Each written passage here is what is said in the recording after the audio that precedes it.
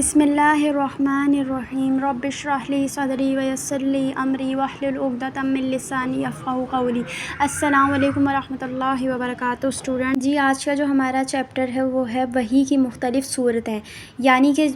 کس کس ٹائپ سے وحی نازل ہوئی تھی ڈفرینٹ ہمارے انبیاء کرام صلی اللہ علیہ وسلم پر، مطلب انبیاء علیہ السلام پر بھی اور آپ صلی اللہ علیہ وسلم پہ بھی ڈفرینٹ طریقے سے وحی نازل ہوئی تھی، جیسے کہ ابھی ہم نے پڑھا تھا پریویس ویڈیو میں کہ آپ صلی اللہ علیہ وسلم پر حضرت جبرائیل علیہ السلام کے ذریعے وحی نازل ہوئی تھی، اور اب باقی ہم دیکھتے ہیں کہ باقی جو انبیاء کرام علیہ السلام میں ان پر وحی کس طریقے سے نازل ہوئی تھی۔ تو چلیں ہم ریڈ کرتے ہیں چیپٹر کو۔ وحی نیند میں بھی ہوتی ہے، جیسا کہ ابن اسحاق کی حدیث میں ہے، اور جیسا کہ حضرت عائشہ رضی اللہ تعالیٰ عنہ نے بتایا کہ ابراہیم علیہ السلام نے فرمایا انی ارا فی المنام انی اذبحک، میں نیند میں دیکھتا ہوں کہ تجھے ذبح کر رہا ہوں۔ یہ آپ نے سنا ہوگا واقعہ۔ یہ سن کر آپ علیہ السلام کے صاحبزادے اسماعیل علیہ السلام نے کہا افعل ما تؤمر، جس کا آپ علیہ السلام کو حکم ہوتا ہے کر گزریے۔ اس سے پتہ چلتا ہے کہ انبیاء علیہ السلام کو جس طرح بیداری میں وحی آتی تھی، نیند میں بھی آتی تھی۔ عبید بن عمر نے کہا ہے کہ انبیاء علیہ السلام کا خواب بھی وحی ہے۔ پھر یہی مذکورہ بالا آیت پڑھی، دل میں کلام ڈال دینا بھی وحی ہے، جیسا کہ نبی اقدس صلی اللہ علیہ وسلم نے فرمایا جبرائیل علیہ السلام نے میرے دل میں یہ بات ڈالی ہے کہ کوئی متنفس اپنا رزق پورا کرنے سے پہلے نہیں مرے گا، اس لیے اللہ تعالیٰ سے ڈرو اور تلاش رزق میں جائز طریقے استعمال کرو۔ یعنی کہ دیکھیں، میں نے یہ بھی کہیں سن رکھا ہے کہ جو رزق ہے آپ کا موت کی طرح پیچھا کرتا ہے، جیسے کہ ہر وقت آپ کو قبر یاد کر رہی ہوتی ہے کہ بھائی مجھے آپ لوگ، مطلب ہم ہر کسی کی قبر پکار رہی ہوتی ہے ہر وقت، اسی طریقے سے موت کا فرشتہ بھی جیسے اللہ کے حکم کے انتظار میں ہوتا ہے، اور رزق بھی اسی طریقے سے ہی ہے کہ بھائی وہ آپ کے ضرور آپ کا اس پہ حق ہے نا، تو اس رزق پہ تو آپ کو وہ مل کر ہی رہے گا۔ اس لیے بہتر ہے کہ حلال طریقے سے ہی کمائیں تاکہ آپ کو حلال طریقے سے وہ رزق ملے جو آپ کے حق میں لکھا ہوا ہے، نہ کہ آپ غیر مطلب جو جائز نہیں ہے شریعت میں اس طریقے سے آپ رزق کمائیں۔ اوکے،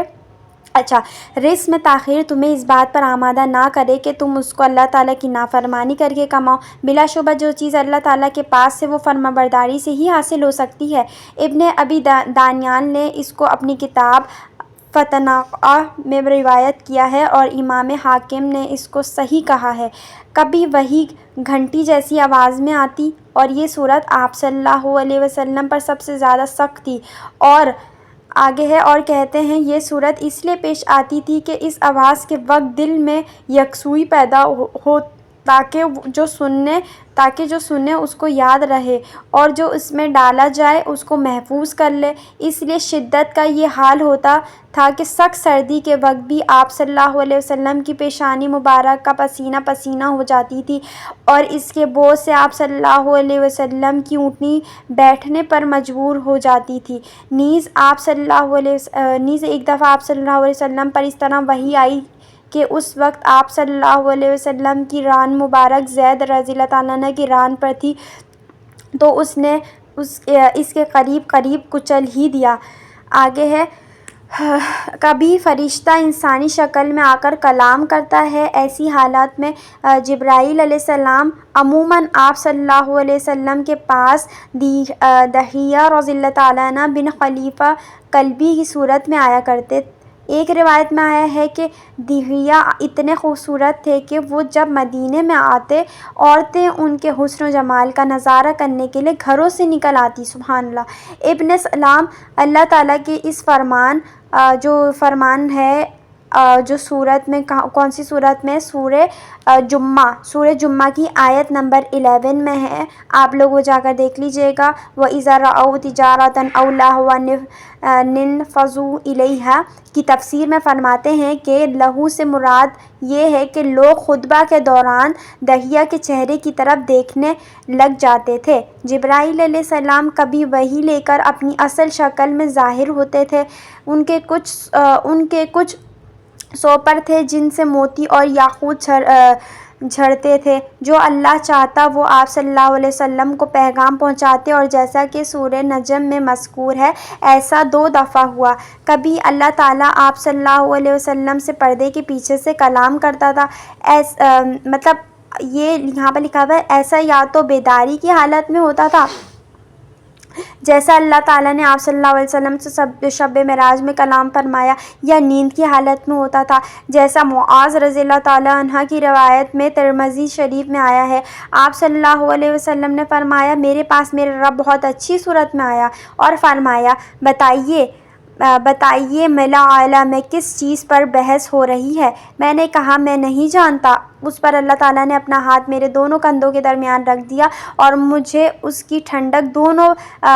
دونوں پستانوں کے درمیان محسوس ہوئی۔ اس سے ہر چیز کا علم مجھ پر ظاہر ہو گیا۔ پھر اللہ تعالیٰ نے مجھ سے دریافت فرمایا، محمد صلی اللہ علیہ وسلم، بتائیے ملا اعلیٰ میں کس چیز پر بحث ہو رہی ہے؟ میں نے عرض کیا، کفارات میں۔ اللہ تعالیٰ نے فرمایا، وہ کیا ہے؟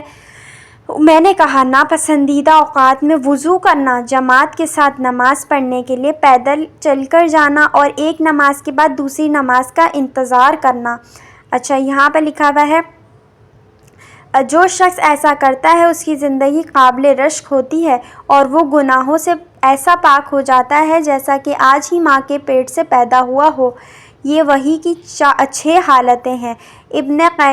قیم رحمۃ اللہ علیہ کہتے ہیں، بعض علماء نے 7ویں حالت بھی بیان کی ہے، وہ ہے اللہ تعالیٰ کا آپ صلی اللہ علیہ وسلم سے بے حجاب بات کرنا۔ اللہ اکبر۔ میں کہتا ہوں بعض نے ایک اور حالت کا اضافہ کیا ہے اور وہ ہے مختلف احکام میں اجتہاد کرتے وقت آپ صلی اللہ علیہ وسلم کے دل میں آپ صلی اللہ علیہ وسلم کی زبان مبارک پر صحیح علم کا القاء کرنا، کیونکہ جب آپ صلی اللہ علیہ وسلم اجتہاد فرماتے تو آپ صلی اللہ علیہ وسلم کا اجتہاد قطعاً صحیح ہوتا تھا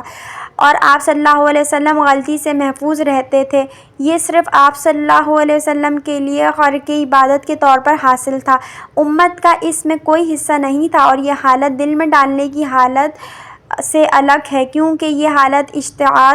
اجتہاد کے وقت حاصل ہوتی تھی۔ بعض کہتے ہیں کہ وحی کی یہ مختلف حالتیں تقاضائے وحی کے اختلاف کی وجہ سے ہوتی تھیں۔ جب کوئی وعدہ کرنا یا خوشخبری سنانا مقصود ہوتا تو جبرائیل علیہ السلام آدمی کی صورت میں اترتے اور اس طرح خطاب کرتے کہ آپ صلی اللہ علیہ وسلم کو اس کے سمجھنے میں متعلق تکلیف نہ ہوتی، اور اگر دھمکی دینا یا ڈرانا مقصود ہوتا تو اس وقت وہی گھنٹی کی آواز کی طرح سنائی دیتی تھی۔ تو یہ ہمارا چیپٹر اینڈ ہو گیا ہے۔ انشاءاللہ ہم جو نیکسٹ چیپٹر پڑھیں گے وہ ہے فقہی نکات۔ تو یہ بہت انٹرسٹنگ چیپٹر ہے، دیکھتے ہیں، اگر یہ بڑا ہے تو ہم ابھی نہیں پڑھیں گے، کل پڑھیں گے، چھوٹا ہے یہ چیپٹر تو ابھی ہم پڑھ لیتے ہیں۔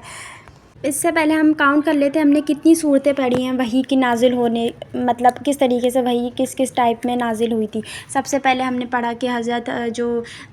ابراہیم علیہ السلام ہیں، ان پر جو وحی نازل ہوئی تھی تو وہ خواب میں ہوئی تھی، خواب میں ہو گیا، اور جیسے آپ صلی اللہ علیہ وسلم پہ جو ایک دم سے مطلب جو ان کے ذہن میں آئی تھی وہ سیکنڈ وہ ہو گئی، اور تھرڈ کیا ہے کہ پردے کے پیچھے سے اللہ تعالیٰ نے آپ سے ہم کلام ہوئے تھے، ڈائریکٹ جو میسیج دینا تھا، اور چوتھی کیا تھی، حضرت جبرائیل علیہ السلام کیا تھے، وہ ایک صحابی ہیں، ان کا نام جو بہت حسین تھے، وہ آپ دیکھ لیجئے گا، ان کی اس میں مطلب آ کر وہ وحی پہنچاتے تھے، اللہ کا جو کلام ہے یا آیت ہے وہ پڑھ کر سناتے تھے۔ اس کے بعد جو 5ویں تھی وہ یا نیند کی حالت میں اللہ تعالیٰ سے کلام ہوتے تھے، ہم کلام ہوتے تھے آپ صلی اللہ علیہ وسلم، یا پھر آپ نے دیکھا یہ تو 5 ہو گئے، 6 جو شب معراج میں ہو گیا، اور جو 7واں تھا وہ ہم نے کیا پڑھا تھا، کبھی جبرائیل علیہ السلام اپنی جو اصلی جو شکل ہے اس میں ظاہر ہوتے تھے، یہ ہو گئی، اور جو لاسٹ 8 ہے وہ اجتہاد کے وقت حاصل ہوتی تھی نا، جب آپ صلی اللہ علیہ وسلم جب گفتگو کر رہے ہوتے تھے تو کوئی ورڈ غلط نہیں ہوتا تھا، مطلب وہ ایک دم سے اللہ تعالیٰ کے حکم سے صحیح ہو جاتا تھا، تو وہ جو اللہ کو حکم تھا لوگوں تک دینا پہنچانا اللہ تعالیٰ کا، تو وہ اس طریقے سے کریکشن ہو جاتی تھی۔ اوکے، تو یہ ہم نے 8 ٹائپس پڑھ لی ہیں۔ اس کے بعد ہمارا جو نیکسٹ چیپٹر ہم وہ پڑھتے ہیں فقہی نکات۔ سہیلی کہتے ہیں اللہ تعالیٰ کے فرمان اقرأ بسم ربک میں یہ نکتہ ہے کہ تم اس کو اپنی قوت، اپنے علم یا اپنی کسی نفسانی کیفیت کے زور سے نہیں پڑھ سکتے، لیکن اپنے رب کے نام سے شروع کر کے اسی کی مدد سے پڑھو، وہی تمہیں تعلیم دے گا جس طرح اس نے تمہیں پیدا کیا اور تمہارے دل سے جمع ہوا خون اور شیطان کا حصہ نکالا جسے تمہارے اور ہر انسان کے دل میں پیدا کیا۔ پہلی 2 آیتیں محمد صلی اللہ علیہ وسلم کے لیے اور دوسری 2 آیتیں ان کی امت کے لیے ہیں، اور وہ یہ ہیں: الذی علم بالقلم علم الانسان ما لم یعلم، اس نے قلم کے ذریعے علم سکھایا اور انسان کو وہ باتیں بتائیں جو وہ نہیں جانتا تھا۔ آپ صلی اللہ علیہ وسلم کی امت ناخواندہ امت تھی، لکھنا پڑھنا نہیں جانتی تھی، اب وہ اہل کتاب اور اہل علم بن گئی ہے۔ انہوں نے قلم کے ذریعے قرآن سیکھا اور ان کے نبی صلی اللہ علیہ وسلم نے جبرائیل علیہ السلام سے سیکھا، جس نے اس کو اللہ کے حکم سے آپ صلی اللہ علیہ وسلم کے دل پر اتارا، اور اس طرح آپ صلی اللہ علیہ وسلم رسولوں کے زمرے میں داخل ہو گئے۔ اچھا، یہ چیز بتانے سے پہلے میں ایک بتا دوں، جو اسٹارٹنگ میں ہم نے اس چیپٹر کے پڑھا نا کہ یہ سورہ الگ کی جو ہم نے آیت پڑھی تھی، اور اس میں کیا تھا، اس میں یہ چیزیں ڈسکس ہو رہی ہیں ان کی تفسیر سورہ الگ کی جو اسٹارٹنگ کے نا اقرأ بسم ربک الذی، کہ بھائی اللہ تعالیٰ کا نام لے کر پڑھو اور آپ صلی اللہ علیہ وسلم کے لیے، پھر وہ جو تھی الذی علم بالقلم علم الانسان، یہ ہمارے لیے مطلب ہمارے لیے آپ صلی اللہ علیہ وسلم کی امت ہے نا ہم، تو اللہ تعالیٰ نے ہمیں دیکھیں خون کے لوتھڑے سے پیدا کیا اور اس کا ایک حصہ جو ہے شیطان کے لیے بنایا ہے۔ تو اس سے کیا مراد ہے شیطان کے لیے بنایا؟ آپ کو یہ بھی پتہ ہونا چاہیے کہ ہماری باڈی میں شیطان کہاں رہتا ہے؟ خون میں، ٹھیک ہے، یہ اس سے ہمیں یہ اس میں پتہ چلا، ٹھیک ہے۔ شیطان کا حصہ بھی اس سے ہی نکل گیا، جمع ہوا خون ہے نا اس میں سے نکل گیا، اور لکھا ہوا ہے جسے تمہارے اور انسان کے دل میں پیدا کیا۔ اور پھر پہلی 2 آیتیں محمد صلی اللہ علیہ وسلم کے لیے اور دوسری 2 آیتیں ان کی امت کے لیے ہے۔ سمجھ آ گئی ہے ہمیں، سمجھے، ایک تفسیر مل گئی ہے سورہ الگ کی اسٹارٹنگ کی آیت کی۔ اچھا، اس کے بعد ہے اس میں ایک فقہی نکتہ یہ بھی ہے کہ بسم اللہ الرحمن الرحیم پڑھنا واجب ہے۔ ہاں، ہم نے اسٹارٹنگ میں پڑھا نا کہ بھائی حضرت جبرائیل علیہ السلام جب لے کر آئے تھے تو اس میں یہ تھا کہ بھائی اپنے رب کے نام سے پڑھ، اپنے جو بھی اسٹارٹنگ کرو، جو بھی چیز پڑھنا ہو، بسم اللہ الرحمن الرحیم پڑھنا ہے، ٹھیک ہے۔ قرآن پاک جب بھی آپ اسٹارٹ کرتے ہیں، آپ کو پتہ ہے نا، ہم جو بھی سورت اسٹارٹ کرتے ہوں وہ بھی، یا تو پھر ہم جب قرآن پاک کوئی مڈ میں بھی چھوڑ دیں نا کسی سورہ کو، تو پھر ہم اس کو دوبارہ سے وہ اسٹارٹ کریں نا، بسم اللہ میں پڑھنا واجب ہوتا ہے، اوکے۔